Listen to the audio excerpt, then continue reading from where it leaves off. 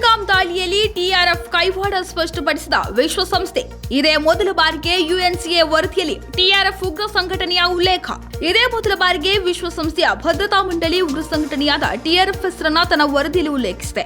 April 22ರಂದು ಪಹಲ್ಗಾಮ್ನಲ್ಲಿ ನಡೆದ ಭಯೋತ್ಪಾದಕ ದಾಳಿಯಲ್ಲಿ ಲಷ್ಕರ್ ಎ ತೊಯ್ಬಾದ ಅಂಗ ಸಂಘಟನೆ ದಿ ರೆಸಿಸ್ಟೆಂಟ್ ಫ್ರಂಟ್ ಭಾಗಿಯಾಗಿದೆ ಎಂದು ವಿಶ್ವಸಂಸ್ಥೆಯ ಭದ್ರತಾ ಮಂಡಳಿಯ ಮೇಲ್ವಿಚಾರಣಾ ಸಮಿತಿ ಸ್ಪಷ್ಟವಾಗಿ ತಿಳಿಸಿದೆ. ಏಪ್ರಿಲ್ 22ರಂದು ಜಮ್ಮು ಮತ್ತು ಕಾಶ್ಮೀರದ ಪಹಲ್ಗಾಮ್ನಲ್ಲಿ 5 ಉಗ್ರರು 26 ಮಂದಿ ಹಿಂದೂ ಪ್ರವಾಸಿಗರನ್ನ ಭೀಕರವಾಗಿ ಹತ್ಯೆ ಮಾಡಿದರು. ಈ ದಾಳಿಯ ಹೊಣೆಯನ್ನ ಅದೇ ದಿನ ಟಿಆರ್ಎಫ್ ಹೊತ್ತುಕೊಂಡಿತು. ಇದಕ್ಕೆ ಅನುಗುಣವಾಗಿ ದಾಳಿ ಸ್ಥಳದ ಫೋಟೋಗಳನ್ನು ಕೂಡ ಬಿಡುಗಡೆ ಮಾಡಿತು. ಇದಾದ ಬಳಿಕ ಮರುದಿನವೂ ಕೂಡ ಟಿಆರ್ಎಫ್ ದಾಳಿ ಕುರಿತು ತಿಳಿಸಿತು. ಆದರೆ ಏಪ್ರಿಲ್ 26ರಂದು ಟಿಆರ್ಎಫ್ ತನ್ನ ಹೊಣೆಗಾರಿಕೆಯಿಂದ ಜಾರಿಕೊಂಡು ನಂತರ ಯಾವುದೇ ಹೇಳಿಕೆ ಬಿಡುಗಡೆ ಮಾಡಿಲ್ಲ. ಅಲ್ಲದೆ ಬೇರಾವುದೇ ಗುಂಪುಗಳು ಕೂಡ ಘಟನೆಯ ಹೊಣೆ ಹೊತ್ತಿಲ್ಲ ಎಂದು ಯುಎನ್ಸಿಎ ವರದಿ ಹೇಳಿದೆ. ದಾಳಿಯಲ್ಲಿ ಎಲ್ಇಟಿ ಮತ್ತು ಟಿಆರ್ಎಫ್ ನಡುವಿನ ಸಂಬಂಧವನ್ನು ಅಲ್ಲಗೆಳೆಯಲು ಸಾಧ್ಯವಿಲ್ಲ.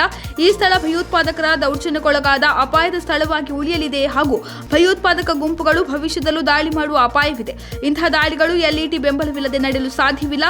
ಇದು ಎಲ್ಇಟಿ ಮತ್ತು ಟಿಆರ್ಎಫ್ ನಡುವಿನ ಸಂಬಂಧವನ್ನು ಸ್ಪಷ್ಟವಾಗಿ ಸೂಚಿಸುತ್ತದೆ ಎಂದು ವಿಶ್ವಸಂಸ್ಥೆ ಹೇಳಿಕೆಯಲ್ಲಿ ತಿಳಿಸಿದೆ. ನಿರ್ವಹಣಾ ತಂಡದ ವರದಿಗಳು ಸೇರಿದಂತೆ 1267 ನಿರ್ಬಂಧ ಸಮಿತಿಯ ಎಲ್ಲ ನಿರ್ಧಾರಗಳನ್ನು ಭದ್ರತಾ ಮಂಡಳಿಯ ಸದಸ್ಯರು ಒಮ್ಮತದಿಂದ ಅಂಗೀಕರಿಸಿದ್ದಾರೆ. ಪಾಕಿಸ್ತಾನದ ಸುಳ್ಳುಗಳು ಮತ್ತು ಮೋಸದ ನಿರೂಪಣೆಗಳನ್ನು ಜಗತ್ತು ನೋಡುತ್ತಿದೆ ಎಂದು ತಿಳಿಸಿದೆ.